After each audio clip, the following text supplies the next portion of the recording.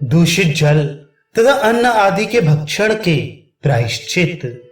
अत्रि जी कहते हैं, जो जलाशय, बावड़ी, कुआं, तालाब, मुर्दे इत्यादि के स्पर्श से दूषित हो जाते हैं, इनकी शुद्धि 600 घड़े जल भरकर बाहर निकालने के तथा उसमें पंचगव्य डालने से होती है।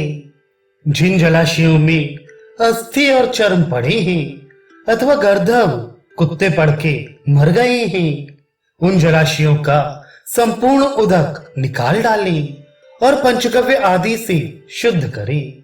दोहनी और मशक का जल यंत्र, खान, कारीगर और शिल्पी का हाथ, स्त्री, बालक और बुड्ढों के आचरण और जिनका अपवित्रपन प्रत्यक्ष में नहीं देखा गया है, वह सब पवित्र हैं। नगरी की रोक शत्रुओं से परकोटा के गिर जाने के समय में, संकट के देश में, सेवा के स्थान में, अग्नि के घर में लग जाने के समय, यज्ञ की समाप्ति हुए बिना और बड़े बड़े उत्सवों के समय में दोष अदोष का विचार करना कर्तव्य नहीं है। प्याऊ, वन, घड़ियों, घरटों का कुआं और खेत की क्यारी में जो स्रोत से निकला हुआ जल हो, उसके पीने में कुछ दोष नहीं है। कंजर और चांडाल के बनाए हुए कुएं आदि का जल पीकर मनुष्य की पंचगव्य के पीने से शुद्धि होती है। वीर्य, विष्ठा, मूत्र इनका जिसमें स्पर्श हो, ऐसे कूप के जल को जो पान करता है वह 3 रात्रि तक उपवास करे, और जिसने ऐसे दूषित घड़े के जल का पान किया है वह सांतपन करके शुद्ध होता है। जो किसी ब्राह्मण ने मुर्दे के स्पर्श से दूषित हुए जल को पान किया हो तो उसका प्रायश्चित तृप्त कच्छ करना होता है। जिस ब्राह्मण ने ऊंटनी, गधी या किसी अन्य मनुष्य की स्त्री के दूध को पिया हो तो वह तप्त कृच्छ व्रत का प्रायश्चित करे। यदि ब्राह्मण को उच्छिष्ट अवस्था में यवन इत्यादि स्पर्श कर ले तो वह पंचगव्य का पान कर 5 रात्रि तक उपवास करे, तब शुद्ध होता है। जिस जल से गौ की तृप्ति हो सके वह पृथ्वी पर रखा हुआ निर्मल जल, चरम पात्र से लगाई हुई धारा का जल और यंत्र से निकला हुआ जल, यह सब पवित्र है। चांडाल ने जिसे स्पर्श किया हो वह केवल स्नान ही करे, और जो उच्छिष्ट अवस्था में स्पर्श किया हो तो 3 रात्रि में शुद्ध होता है। खान से निकली हुई वस्तु कभी अशुद्ध नहीं होती। मदिरा के स्थान को छोड़कर सभी खान शुद्ध हैं। जौ, चना, खजूर और कपूर ये भुने हो अथवा बिना भुने हो, सभी अवस्था में शुद्ध हैं।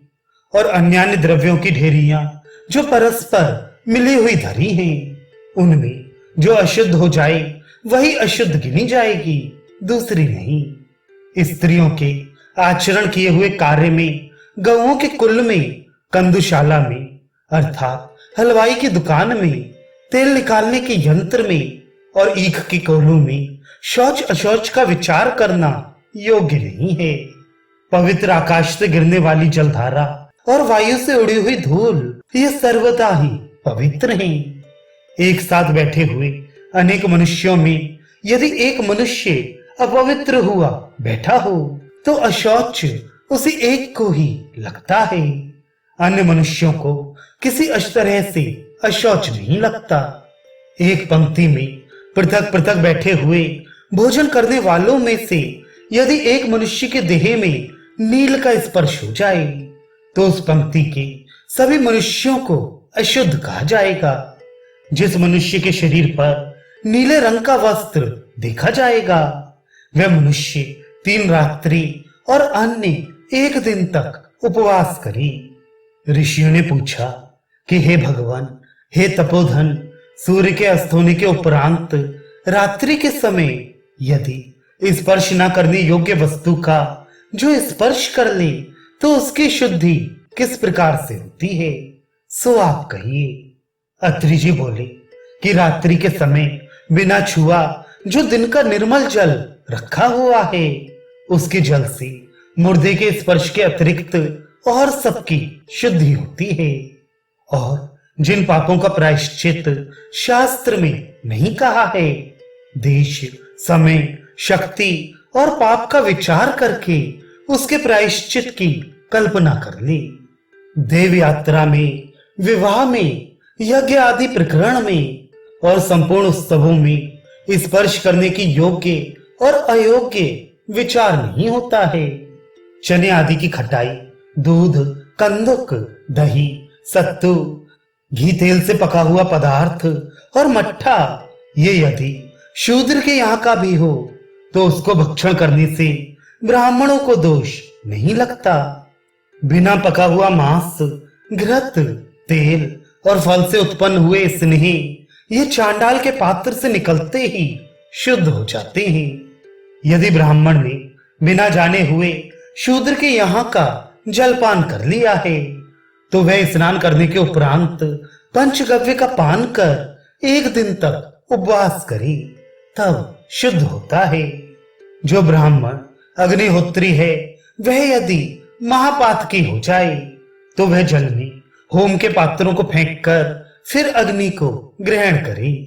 जो मनुष्य विवाह की अग्नि को ग्रहण करके अपने को ग्रस्त मानते हैं और अग्नि की रक्षा नहीं करते, उनका अन्न भोजन करने की योग्य नहीं है, कारण कि उनका भोजन निष्फल कहा गया है।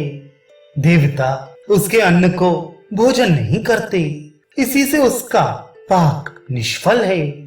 इस वृथा पाक के अन्न को जो ब्राह्मण भोजन कर ले, वे इस प्रायश्चित को करे कि जल के बीच में 3 बार प्राणायाम करके घृत का भोजन करे, तब शुद्ध होता है। 5 हत्या के पाप को दूर करने के निमित्त वैदिक अग्नि में या लौकिक अग्नि में, अर्थात वेद के मंत्र से अभिमंत्रित की हुई अग्नि में या पदार्थ पकाने के निमित्त प्रज्वलित अग्नि में या नित्य जिसमें होम किया हो ऐसी अग्नि में अथवा जल में या पृथ्वी में वैश्यदेव करे। यदि बड़ा भाई निर्गुण हो और छोटा संपूर्ण गुणों से विभूषित हो तो ज्ञानी छोटा भाई बड़े भाई से प्रथम विवाह करके गृह अग्नि को धारण करे। परंतु जब बड़े भाई में कोई दोष नहीं है, तब छोटा भाई जो गृह अग्नि को ग्रहण कर ले तो उसको प्रतिदिन निसंदेह ब्रह्म हत्या का पाप लगता है। जिस मनुष्य को महापातकी ने स्पर्श किया हो और जिसने महापातकी के स्पर्श किए हुए के अन्न को भोजन किया हो, वे दोनों ही स्नान करने से शुद्ध हो जाते हैं। पतित मनुष्य का साथ जिसने 1 पक्ष या 1 महीने तक किया हो, वह मनुष्य 15 दिन तक गोमूत्र से सिद्ध हुए जौ का भोजन करे, तब शुद्ध होता है। जो ब्राह्मण पतित मनुष्य के यहाँ अन्न को जानकर भोजन कर ले तो वह आधा कृच्छ करे, और बिना जाने हुए भोजन कर ले तो कृच्छ सांतपन व्रत को करे। शातातप मुनि ने कहा है कि यदि जिस मनुष्य ने पतित के यहाँ का भोजन किया हो या चांडाल के घर में भोजन किया हो तो वह 15 दिन तक केवल जल ही को पीता रहे। गौ और ब्राह्मण के द्वारा निहत हुए और पतित मनुष्यों का अग्नि से संस्कार नहीं होता, यही शंख ऋषि का वचन है। यदि ब्राह्मण कामदेव से मोहित हो किसी चांडाल की स्त्री के साथ भोग कर ले तो वह प्राजापत्य व्रत को कर 3 कृच्छ व्रत को करे, तब शुद्ध होता है।